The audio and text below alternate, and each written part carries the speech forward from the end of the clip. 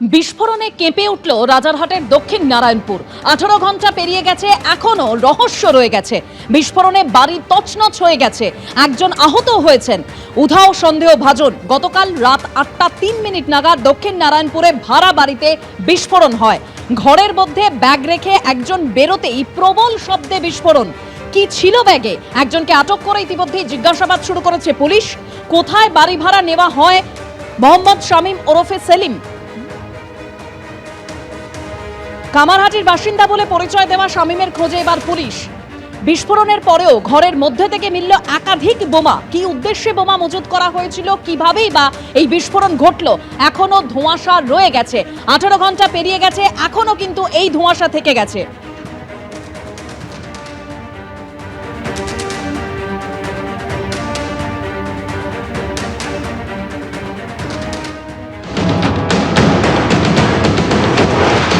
দেখো, যেখানে বিস্ফোরণটি ঘটেছে সেই ঘরের মধ্যে আমরা এই মুহূর্তে রয়েছি এবং দেখা যাচ্ছে 3টে বোমা এখনো কিন্তু পর্যন্ত পড়ে রয়েছে এখানে। ক্যামেরা পার্সন শান্তনুকে বলবো দেখাতে যে ভাঙাচোরা অবস্থাতে রয়েছে এই বাড়িটি, তার মধ্যে একটি বোমা সেটা বিস্ফোরণ হয়ে পড়ে রয়েছে এখনো পর্যন্ত ঘটনাস্থলে। দ্বিতীয়ত হচ্ছে ঠিক ঘরে ঢোকার মুখে সেখানেও কিন্তু একটি বোমা পড়ে রয়েছে, সেটাও বিস্ফোরণ অবস্থাতে, বিস্ফোরণের পরে তার অবস্থা সেটা রয়েছে 2 নম্বর। এবং 3 নম্বর বোমা সেটা কিন্তু একদম ঘরের একটা কর্নারে পড়ে রয়েছে। এটা হচ্ছে 2 নম্বর বোমা, যেটা শান্তনু দত্ত ছবি দেখাচ্ছে। এবং তৃতীয় বোমা দেখানো ছবিটা দেখাতে বলবো, যে ঠিক এই যে দেওয়ালের একটা পাশে কর্নারে সেখানে কিন্তু পড়ে রয়েছে। এবং গতকালকে এখানে বম্ব স্কোয়াডের তরফে আধিকারিকেরা এখানে আসেন, আশপাশের ঘটনাস্থল তারা খতিয়ে দেখেন, কোথাও কোনো বোমা সেখানে মজুদ রয়েছে কিনা সেটা তারা দেখেন, এলাকা তারা স্যানিটাইজ করেন এবং তারপর তারা চলে যান। এখনো পর্যন্ত এই ঘটনাতে মোহাম্মদ মহসিন নামে একজনকে আটক করা হয়েছে। সিসিটিভি ফুটেজে যাকে এই সাদা ব্যাগ ক্যারি করে আনতে দেখা গেছে তাকে ইতিমধ্যে আইডেন্টিফাই করা গেছে, তাকে ইতিমধ্যে আটক করে নিয়ে আসা হয়েছে। কি উদ্দেশ্যে সে এখানে এসেছিল, সে ব্যাগের মধ্যে কি বোমা ছিল কিনা বিষয়টি খতিয়ে দেখা হচ্ছে। ঘরের যে ছবি তোমাকে দেখাবো, যেখানে আমরা এই মুহূর্তে রয়েছি, যেদিকে তাকানো যায় সেইটাই কিন্তু পুরোপুরি মানে ক্ষতিগ্রস্ত অবস্থাতে রয়েছে। দেওয়ালের চলটা উঠে গেছে, সেখানে বোমা বিস্ফোরণের পরে যে অভিঘাত সেটা কিন্তু একেবারে স্পষ্ট। সেখানে সেই স্প্লিন্টার বিভিন্ন জায়গাতে কিন্তু লেগে রয়েছে, দেখানোর চেষ্টা করব এখানে। এবং ক্ষতিগ্রস্ত হয়েছে গোটা বাড়িটি। ওপরের দিকে যে সিলিংয়ে যে জায়গা কংক্রিটের চাঙড়, সেটাও কিন্তু ইতিমধ্যে ভেঙে পড়েছে। এবং সব থেকে ক্ষতি হয়েছে কিন্তু ঠিক এই যে সামনের দিকের যে গেটের অংশ তুমি দেখতে পাচ্ছ, যেটা ইতিমধ্যে পুলিশের তরফে লক করে দিয়ে যাওয়া হয়েছে, তার দেখা যাচ্ছে যে একেবারে দেওয়ালের একটা অংশ পুরোপুরি ফেটে গিয়েছে। ওপর থেকে যা ছিল কংক্রিটের সব নিচে পড়ে গেছে। এই যে দেখা যাচ্ছে মিটার বক্সের একটা পোর্শন, সেটাও কিন্তু উড়ে গেছে। এবং যেখান থেকে এই মুহূর্তে শান্তনু দত্ত ছবি দেখাচ্ছে, সেটা কিন্তু আরও একটি গেট ছিল যেখান থেকে ভেতর থেকে এই ঘরে এন্ট্রি করা যায়। সেখানেরও কিন্তু দেখা যাচ্ছে যে চারিদিকে সেই কাঠের টুকরো পড়ে রয়েছে, সেই দেওয়াল বা দরজা পুরোপুরি ভেঙে গিয়েছে। এবং এখনো পর্যন্ত কিন্তু এখানে তাজা বারুদের গন্ধ আমরা সেটা কিন্তু অনুভব করতে পারছি। শুধুমাত্র এই ঘর নয়, দেখানোর চেষ্টা করবো এই যে 3 তলা বাড়ির যে গ্রাউন্ড ফ্লোরে সেখানে একটি পরিবারকে ভাড়া দেওয়া হয়েছিল, সেখানে বেশ কিছুদিন তারা থাকছিলেনও এখানে, এবং এখানেই বিস্ফোরণ ঘটে। এবং ঘটনার পর থেকে কিন্তু এই পরিবার বেপাত্তা। গতকালকেও তারা কিন্তু ঘটনাস্থলে ছিলেন না, ফলত স্বাভাবিকভাবে সেখানে কিন্তু ক্ষতিগ্রস্ত, মানে কারো কোনো প্রাণ যায়নি। যে ঘরে বিস্ফোরণ হয় একেবারে সেই ছবি আপনারা দেখতে পেলেন। সেই বিস্ফোরণের ফলে সেই ঘর একেবারে তছনছ হয়ে গেছে। একজন ঘরের মধ্যে ব্যাগ রেখে বেরোতেই প্রবল শব্দে বিস্ফোরণ, সিসি ক্যামেরা ফুটেজে ধরা পড়েছে।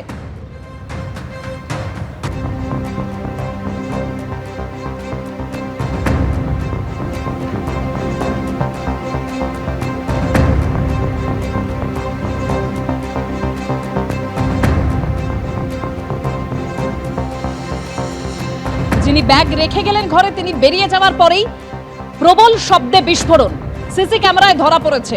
কি ছিল এই ব্যাগে, ইতিমধ্যেই একজনকে আটক করে পুলিশ জিজ্ঞাসাবাদ শুরু করেছে।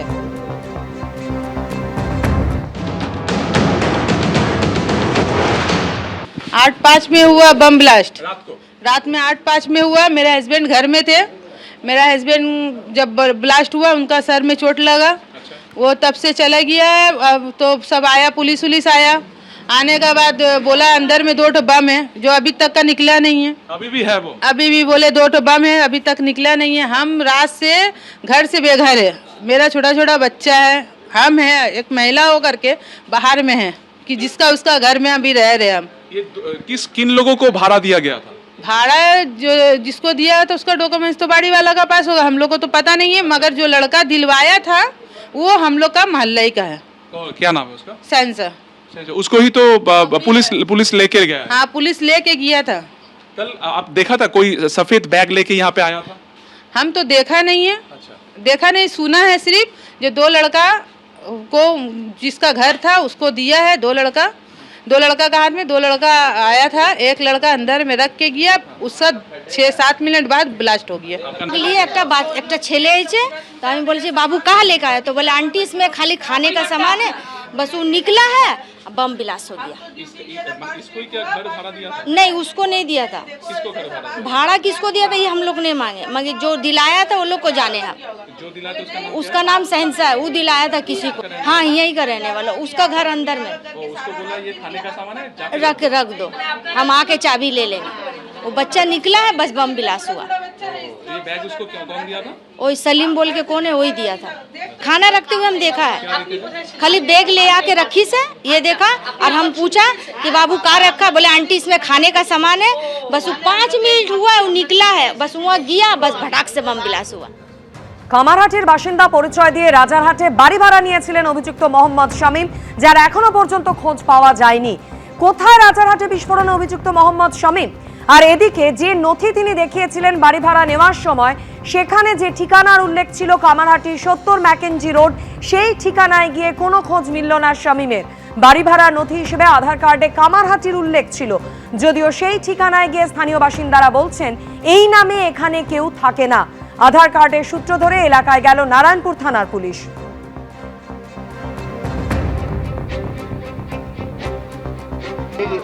ये पहचानते हैं?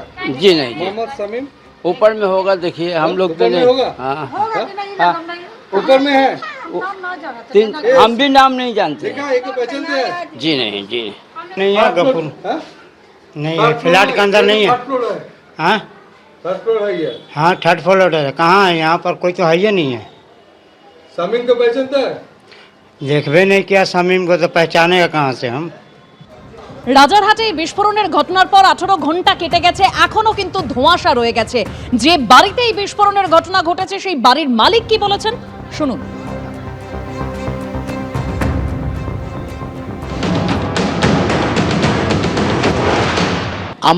আমার কাছে এই লোক একটা ব্রোকারের থ্রু এসেছিল। ওই ব্রোকার যে আছে আমার বস্তিতে লোকাল ছেলে আছে, সবার সঙ্গে ওর জান পরিচয় আছে। ওকে খুব আগে থেকে আমরা জানছিলাম না কি ওই লোক যেকে এনেছে, ঠিক আছে, ওই লোক এইভাবে কিছু জিনিসটা করবে।